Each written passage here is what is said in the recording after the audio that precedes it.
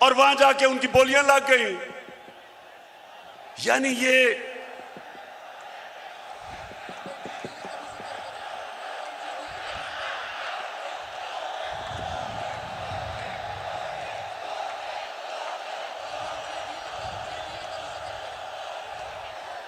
वैसे देखो मेरे पाकिस्तानियों, एक आप सब ने वादा करना है, वोट हमें दे या ना दे, मैं आप सारे पाकिस्तानियों से बात कर रहा हूं, लेकिन खुदा के वास्ते कभी इन लोटों को सारी जिंदगी वोट नहीं देना आपने।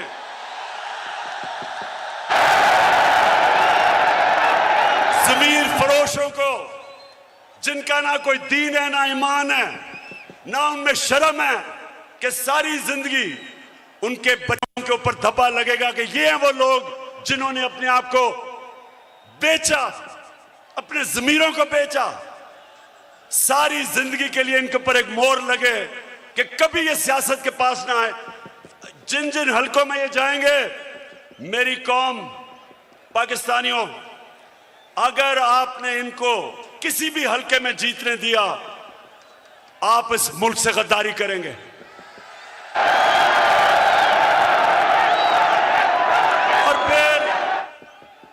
फिर जो होता है वो तारीख का हिस्सा है।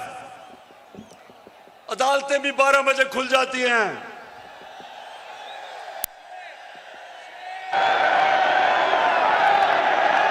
मेरे यहां दोनों स्पीकर बैठे हुए हैं, एक्स स्पीकर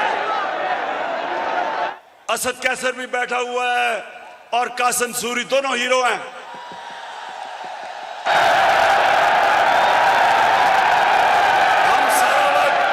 हमारे आइन में ट्राइकोटमी ऑफ पावर की बात थी। हमारे आइन में यह था कि सुप्रीमेसी ऑफ पार्लियामेंट, लेकिन ये सब हमने अपनी आंखों के सामने, हमने सब ये इसको जाते देखा और हमने फिर ये देखा। और ये सबसे तकलीफ दह चीज है पाकिस्तानियों, जरा मेरी ये बात सुननी है। सबसे तकलीफ दह चीज क्या है कि इस मुल्क के सबसे बड़े डाकू 30 साल से जो इस मुल्क को लूट रहे थे, जिनके ऊपर करप्शन के केसेस थे, जो जमानत पे थे, उनको इस कौम के ऊपर मुसल्लत किया गया।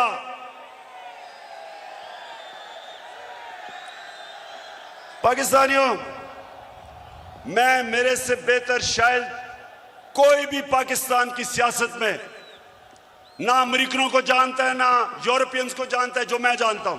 कोई नहीं मेरे से बेहतर जानता।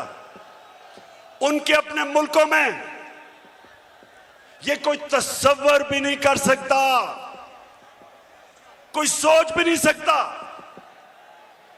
कि एक आदमी जमानत पे हो, उसको पार्लियामेंट तो दूर की बात है, उसको चपड़ासी भी बना दे,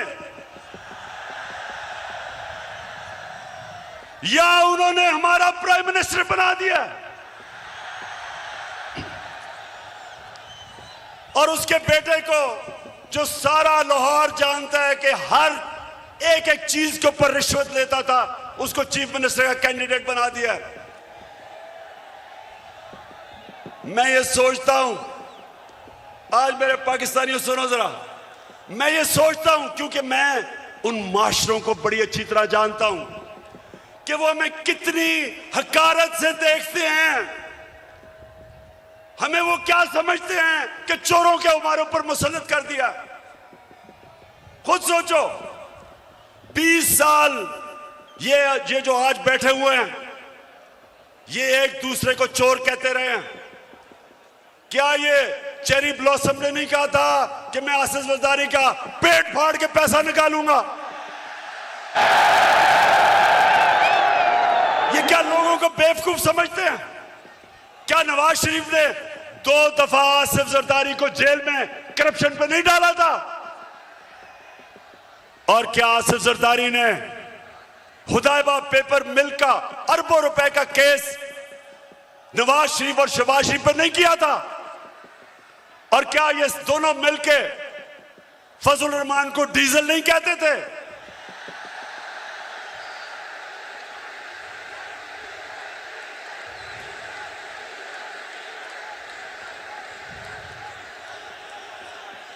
इससे ज्यादा आप एक मुल्क के ऊपर क्या जुल्म कर सकते हैं कि ये थ्री स्टूजेस को, ये मुल्क के माना और डाकुओं को मुल्क के ऊपर मुसल्लत करें। मैं आपको आज ये बता रहा हूं, जब तक मैं जिंदा हूं मैं इनका मुकाबला करूंगा। मैं कभी इनको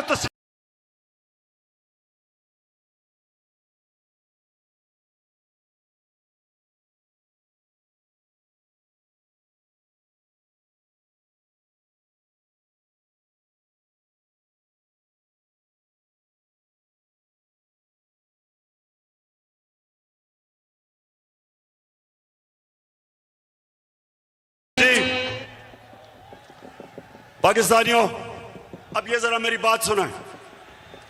ये इतना बड़ा इस मुल्क पे जुल्म किया इन्होंने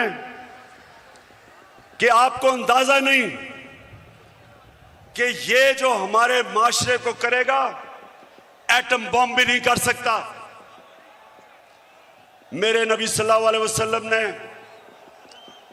तकरीबन 1500 साल पहले कहा था, ये सुने मेरी बात खामोशी से, ये बहुत जरूरी आपके लिए समझना है कि क्यों पाकिस्तान एक अजीम कौम नहीं बन सका।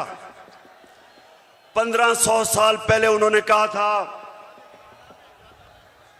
मेरे पाकिस्तानियों, 1500 साल पहले उन्होंने कहा था कि वो कौमें बर्बाद हो जाती हैं जो छोटे चोरों को पकड़ के जेल में डालती हैं और बड़े डाकुओं को उनका निजाम पकड़ नहीं सकता।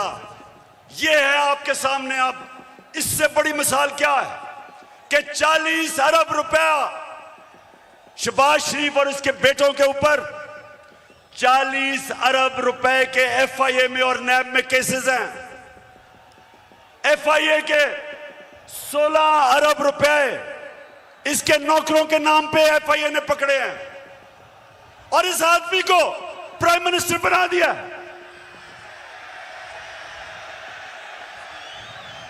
मैं आज सारी दुनिया से पूछता हूं, अपनी सारी कौम से पूछता हूं कि मुझे यह बताएं आप कि वो जो FIA के, और मैं उनको खराज तहसीन पेश करता हूं FIA के ऑफिसर्स को जिन्होंने इसके केस निकाले और पकड़े। जब इसका बेटा सलमान शहबाज बाहर भाग गया, जब उसे पता कि FIA पकड़ने लगी है, उससे पहले दमाग